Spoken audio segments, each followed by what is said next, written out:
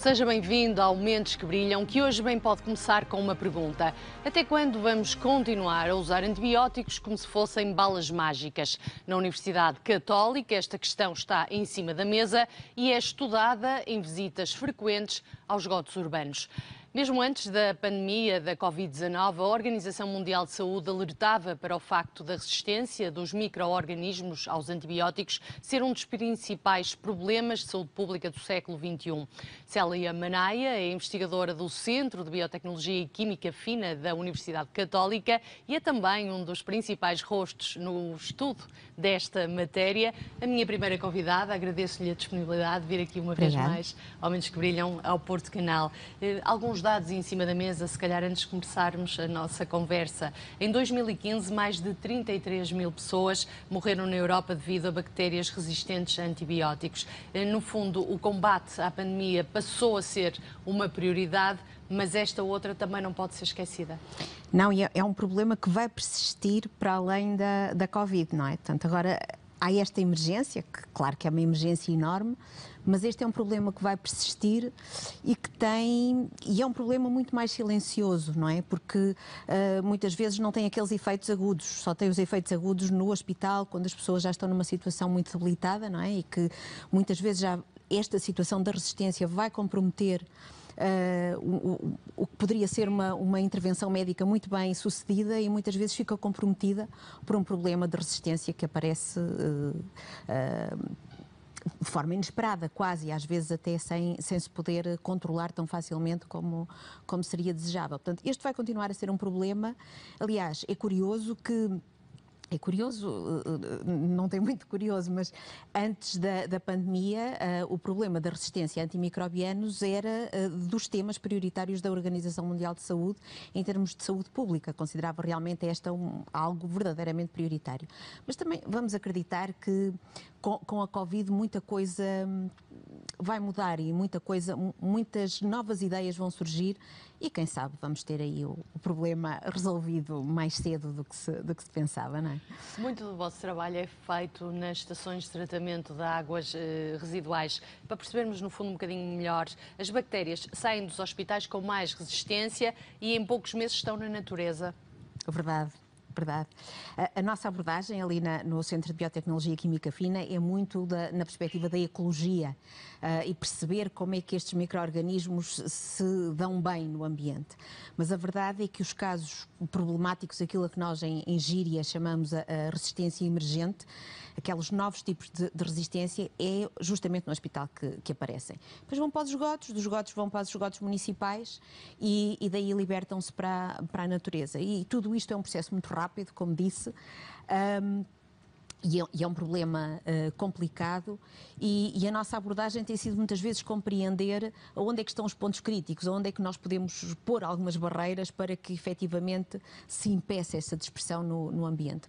Porque uma vez que estas bactérias resistentes entram no ambiente, pode ser muito difícil pará-las. Algumas não sobrevivem, porque não estão adaptadas. Isto é como um animal selvagem que entra numa cidade, provavelmente não se vai dar bem, não é? E aqui é exatamente a mesma coisa. Muito provavelmente não se vão dar bem no ambiente, mas algumas delas vão persistir e ninguém nos garante que não vão contaminar os cursos de água naturais, os rios, as explorações agrícolas, não é? Portanto, aí começa a entrar um problema que já está ali muito na interface com a saúde humana. Nós falamos de uma ameaça ambiental, mas acima de tudo falamos de uma ameaça para a saúde pública. Eu gostava que me desse alguns exemplos, no fundo, da resistência destas bactérias e a que antibióticos. Eu penso que a E. coli é uma que é muito conhecida, é um bom exemplo, ou não? É um bom exemplo porque é uma bactéria que todos nós transportamos, faz parte da nossa microbiota intestinal, mais vulgarmente da nossa flora intestinal. E é uma bactéria que vai adquirindo resistências, mas há várias outras. E depois os antibióticos, eu diria que eles podem hierarquizar em gerações. E, portanto, há aqueles antibióticos que são de última geração, que são aqueles que já se tomam no hospital em situação de emergência. Por exemplo, os carbapenemos. Atualmente fala-se muito na resistência a carbapenemos, precisamente porque são antibióticos administrados a nível hospitalar para combater as infecções, mas que nós já encontramos resistência a carbapenemos no ambiente. E isto é claramente um fator de preocupação.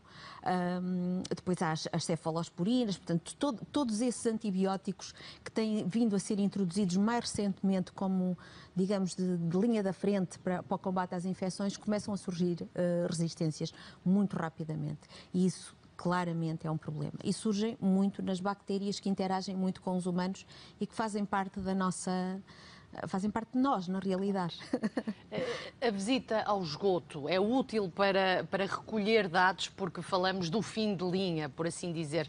Mas uma curiosidade, se a bactéria sai do hospital, não seria mais simples, se calhar vai-me dizer que é utópico ou que é difícil, fazer essa paragem, digamos, no próprio do hospital? Ou pelo menos não deixar que saísse?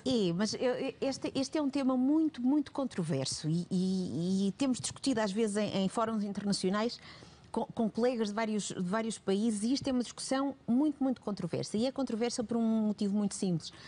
É muito difícil demonstrar por A mais B, e há aqui dois pratos da balança que são muito importantes. Um é a saúde pública, o outro são os custos. É difícil demonstrar que efetivamente os hospitais são uma fonte importante. Eu pessoalmente considero que sim. Há colegas meus que não consideram, porque em termos de número não faz muita diferença, mas eu acho que faz muita diferença em termos destas resistências emergentes que realmente vão entrar no ambiente. Para haver um tratamento dedicado nos hospitais, nós estávamos a falar de custos. E estamos a falar de custos muito elevados e que temos que admitir que podem muitas vezes não ser justificados ou até não ser possíveis, não é? Porque as coisas são feitas de muitas condicionantes. E, portanto, esta é uma discussão que entra sempre com estas duas vertentes. E sim, como diz, eu acho que seria muito mais eficaz, pelo menos nas linhas que vêm das regiões das infectocontagiosas, ter realmente uma desinfecção de esgotos a nível hospitalar.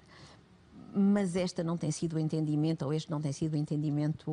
universal, não é? Portanto, é algo que não é verdadeiramente consensual na comunidade científica e depois em toda a comunidade dos decisores políticos e de quem realmente faz a gestão. É claro que não havendo uma pressão muito forte da comunidade científica, claro que não. Então o que é preciso fazer mais? Estudar alternativas, no fundo, aos antibióticos, nesta lógica da bala mágica, para quem não percebeu a solução milagrosa, vá? É preciso, mas isso vai demorar anos, não é? A encontrar alternativas, e tem que ser alternativas verdadeiramente disruptivas aos antibióticos. Isso vai demorar algum tempo. O que é preciso agora realmente é conter, não só ao nível dos hospitais, mas também ao nível das estações de tratamento de águas, ao nível, por exemplo, da produção agrícola, que também pode ser, sobretudo na produção animal, também pode ser uma fonte importante. É preciso identificar todos esses pontos críticos de controle e não é só fazer legislação, não chega. É preciso sensibilizar a comunidade, é preciso realmente que as pessoas compreendam que há ali um perigo e que está um pouco nas mãos de cada um também contribuir para atenuar os riscos que dali resultam. Eu acho que há muito trabalho de sensibilização e de comunicação a fazer com os cidadãos, com os agentes, as associações de determinados setores profissionais e depois, se calhar, alguma intervenção mais musculada em alguns pontos. Mas esta sensibilização é extraordinariamente importante. Eu penso que as pessoas percebem a importância no sentido de, se a bactéria se torna, isto dito de uma forma leiga, simples, resistente ao antibiótico, no futuro ele também não vai fazer o seu efeito. A indústria farmacêutica, pelo que sei, também não tem apostado muito na criação de novos antibióticos, tem apostado muito no cancro, das doenças do foro psicológico, depressões. Portanto, temos mesmo que arranjar uma alternativa, digo eu. Temos mesmo, e por isso é que tem que ser uma alternativa que use um princípio completamente distinto deste. Tem que ser algo que realmente não vá pelo mesmo caminho que estes antibióticos, porque está compreendido que as resistências vão emergir muito, muito rapidamente. Qualquer indústria farmacêutica, de facto, não se sente encorajada para andar 10 ou 12 anos a desenvolver um antibiótico que depois vai perder eficácia e valor de mercado muito, muito rapidamente. Portanto, é preciso aqui a comunidade científica dar aí mudar completamente o paradigma do antibiótico, sim. A terminar, o Porto, eu disse-o na introdução, é uma referência mundial no estudo das bactérias resistentes a antibióticos. O que é que o Porto tem de especial nesta área? É curioso, se calhar tem teve algum pioneirismo em algumas áreas, em algumas abordagens. É uma área em que tem havido um interesse crescente.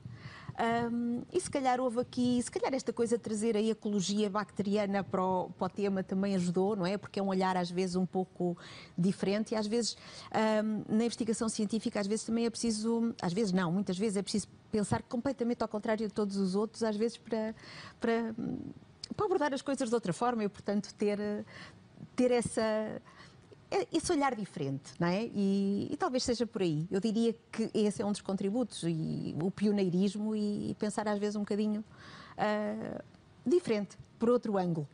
Mais à frente. Célia Maneia, foi um gosto estar à conversa consigo. Já não é a primeira vez, é sempre um gosto recebê-la. Muito obrigada pela sua disponibilidade.